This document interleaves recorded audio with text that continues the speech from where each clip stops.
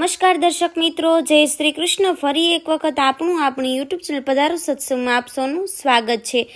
તો દર્શક મિત્રો, આજના વિડીયોમાં આપણે વાત કરવાના છીએ અખંડ સૌભાગ્ય પ્રાપ્ત કરવા માટે પરણેલી સ્ત્રીઓ કરે છે જે આ કરવા ચોથનું વ્રત, તેના વિશે આપણે વાત કરવાના છીએ।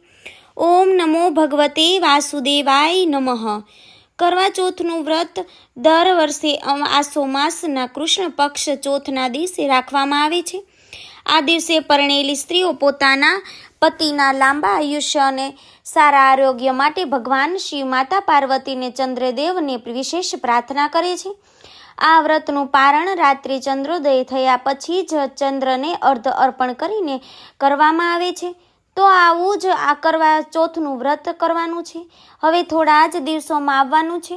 તો ચાલો જાણીએ આજના વિડીયોમાં જાણીએ કે આ વખતે કરવા ચોથનું વ્રત કયા દિવસે કરવામાં આવશે, આ દિવસે પૂજાનું શુભ મુહૂર્ત રહેશે કયું, અને રાત્રે કયા સમયે ચંદ્રોદય થશે, અર્થાત આ દિવસે શું કરવું શું ન કરવું તેના સંપૂર્ણ માહિતી આજના વિડીયોમાં તમારી સાથે શેર કરીશું।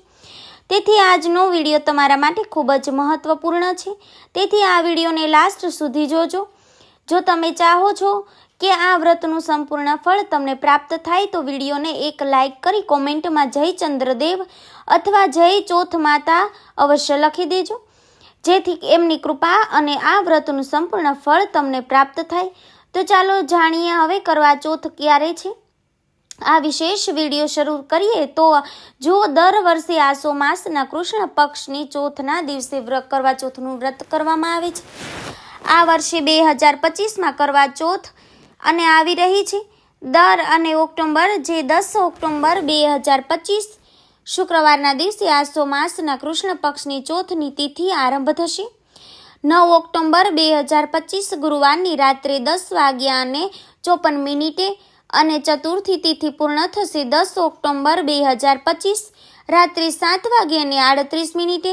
એટલા માટે ઉદ્યા તિથિ મુજબ 10 ઓક્ટોબર 2025 શુક્રવારે જ કરવા ચોથનું વ્રત કરવામાં આવશે। અને કરવા ચોથનું વ્રત અત્યંત કઠિન હોય છે, કારણ કે આ પ્રાતઃકાળથી શરૂ થઈને ચંદ્રોદય સુધી ચાલે છે। સવારે બ્રહ્મ મુહૂર્તમાં આ વ્રતની શરૂઆત સરગી ખાઈને કરવામાં આવે છે અને પછી રાત્રે ચંદ્રને જળ અર્પણ કરીને આ વ્રત પૂર્ણ થાય છે। આજે કરવા ચોથના દિવસે આ વ્રતનું સંપૂર્ણ સમય રહેશે સવારના 6 વાગ્યાથી લઈને 19 લઈને રાત્રિના 9:13 સુધી। આ દિવસે સવારે બ્રહ્મ મુહૂર્તનો સમય રહેશે સવારે 4:40 થી 5 વાગ્યા સુધી અને 30 મિનિટ સુધી રહેશે। સવારે ભગવાનની પૂજા આરાધના કરવામાં આવે છે, તો પૂજા માટે સમય રહેશે સવારે 5:05 લઈને સવારે 6:19 સુધી।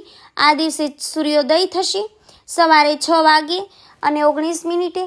આ દિવસે રાત્રે ચંદ્રોદય થશે 8:13। એ જ સમયે જેમણે વ્રત રાખ્યું છે તેઓ ચંદ્રદેવનું દર્શન કરીને પોતાના કરવા ચોથનું વ્રતનું પારણ કરી શકે છે। તો હવે કરવા ચોથનો દિવસ અને સંકટ ચતુર્થી એક જ દિવસે આવે છે। ચતુર્થી તિથિ ભગવાન ગણેશજીને સમર્પિત છે, એટલા માટે પરણેલી સ્ત્રીઓ આ દિવસે ભગવાન શિવ, માતા પાર્વતી અને ભગવાન ગણેશજીની પૂજા અર્ચના કરે છે। આ કઠિન વ્રત ઉપવાસ કરીને સ્ત્રીઓ ચંદ્ર દર્શન અને અર્ધ આપ્યા બાદ જ પોતાનું વ્રત પૂર્ણ કરે છે।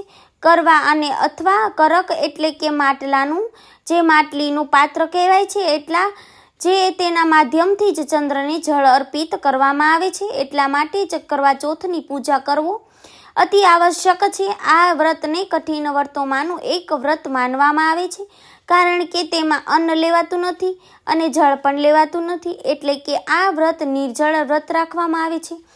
આખો દિવસ ઉપવાસ કરીને જ્યારે ચંદ્રોદય થાય છે ત્યારે ચંદ્ર દર્શન કરીને તેમને અર્ધ આપ્યા બાદ જ આ વ્રત પૂર્ણ થાય છે। આ દિવસે તે જે ચંદ્ર દર્શન કર્યા પછી પોતાના પતિના હાથથી પાણી પીને વ્રતનું પારણ કરવામાં આવે છે। કરવા ચોથના દિવસે સૌ પ્રથમ તો સૂર્યોદયના સમયે પૂજા કરવામાં આવે છે, તેના પછી સાંજના સમયે ફરીથી પૂજા કરવાની હોય છે। આ વ્રતમાં ખાસ કરીને સાંજની પૂજાનું મહત્વ વધારે માનવામાં આવે છે, જે પ્રદોષ કાળમાં કરવામાં આવે છે।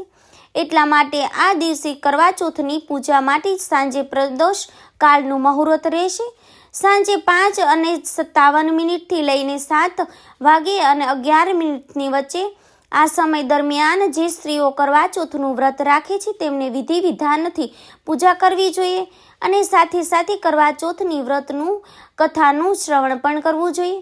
આ વ્રત કથા સાંભળ્યા વગર કરવા ચોથનું વ્રત અધૂરું માનવામાં આવે છે. જો તમે કરવા ચોથનું વ્રત રાખો છો અને તેની કથા સાંભળવા માંગો છો તો કરવા ચોથના દિવસે અમારી ચેનલ ઉપર તેનો વિડીયો અપલોડ થઈ જશે. તે તમે અમારી ચેનલમાં જઈને સાંભળી શકો છો. તેથી આ ચેનલને સબસ્ક્રાઈબ અવશ્ય કરી લેજો જેથી તમને સમયસર વિડીયો મળી રહે. અને હવે જુઓ, કરવા ચોથનું વ્રત પરણેલી સ્ત્રીઓ જ કરી શકે છે, પરંતુ ઘણા સ્થળોએ તમે જોશો કે અવિવાહિત કન્યાઓ પણ વ્રતનું પાલન કરે છે. સારો પતિ મેળવવા માટે જો કોઈ સ્ત્રી બીમાર છે, શારીરિક રીતે અશક્ત છે કે પછી ગર્ભવતી છે તો આવા સમયે શાસ્ત્રો અનુસાર તેને વ્રત ન કરવું જોઈએ. અને જો એ સ્ત્રી આ વ્રત કરવા ઈચ્છે તો તે જળ ફળ વગેરે લઈ શકે છે, આ વ્રતનું પાલન કરી શકે છે. તો ચાલો હવે વાત કરીએ કે માસિક ધર્મમાં કરવા ચોથનું વ્રત ક્યારે કરવું જોઈએ અને કેવી રીતે કરવું જોઈએ. તો જો કોઈ સ્ત્રીએ પહેલાંથી જ આ વ્રત કરેલું હોય તો તે આ વખતે પણ કરી શકે છે, પરંતુ તેને આ દિવસે કરવા ચોથની વિશેષ પૂજા અર્ચના ન કરવી જોઈએ કે તે કોઈ પણ પ્રકારે જે પ્રત્યેક સેવામાં ભાગ લઈ શકે નહીં. હા, તે આખો દિવસ ઉપવાસ કરી શકે છે, કથા શ્રવણ કરી શકે છે અને રાત્રે ચંદ્ર દર્શન પણ કરી શકે છે, પરંતુ ચંદ્રને અર્ધ આપી શકતી નથી. ચંદ્ર દર્શન કરીને પ્રાર્થના કર્યા બાદ પોતાના પતિના હાથથી પાણી પીને તે પોતાના કરવા ચોથનું વ્રત પારણ કરી શકે છે. આ રીતે વ્રતનું પાલન કરીને તે માનસિક રીતે માતા પાર્વતી અને ભગવાન શિવની આરાધના કરીને પોતાના પતિના દીર્ઘાયુષ્ય માટે પ્રાર્થના કરી શકે છે. એટલે કે માસિક ધર્મ દરમિયાન પણ જે કોઈ સ્ત્રીએ પહેલાંથી જ આ વ્રત કરેલું હોય તે આ વખતે કરવા ચોથનું વ્રત કરી શકે છે. પરંતુ જો કોઈ સ્ત્રી પહેલી વાર આ વ્રત કરવા જઈ રહી હોય તો તે માસિક ધર્મ હોય તો જે તેને આવી સ્થિતિમાં વ્રત શરૂઆત ન કરવું જોઈએ. તેને આવનારા વર્ષની રાહ જોવી જોઈએ. કરવા ચોથના શુભ પ્રસંગે પરણેલી સ્ત્રી પતિના દીર્ઘાયુષ્ય માટે અને સુખ સમૃદ્ધિમાં વૃદ્ધિ માટે કરવા માતાની પૂજા કરે છે અને આ વ્રત ધારણ કરે છે. આ વ્રતને શ્રદ્ધાપૂર્વક પાલન કરવાથી વિવાહિત સ્ત્રીઓને અખંડ સૌભાગ્યવતીના અને જે આશીર્વાદ પ્રાપ્ત થાય છે, તેમનું સુખ અને સૌભાગ્ય વધે છે અને તેમની તમામ મનોકામના પૂર્ણ થાય છે. તો દર્શક મિત્રો, આ હતી આવનારી કરવા ચોથની જે વિષયની સંપૂર્ણ જાણકારી. જો આ વ્રત સાથે જોડાયેલો કોઈ તમારો પ્રશ્ન હોય તો તમે અમને નીચે કોમેન્ટ બોક્સમાં જણાવી શકો છો. અમે તેનો જવાબ આપવા જરૂર પ્રયત્ન કરશું.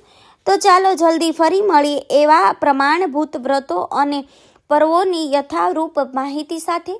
તો તમારી પોતાની ચેનલ જે અમારી છે ચેનલ પધારો સત્સંગમાં આપ સૌનું સ્વાગત છે. તો એમાં તમે સબસ્ક્રાઈબ કરવાનું ભૂલશો નહીં, કારણ કે આ જ ચેનલ પર અમે કરવા ચોથ વિશેષની પૌરાણિક કથાઓ પણ લાવવા જઈ રહ્યા છીએ.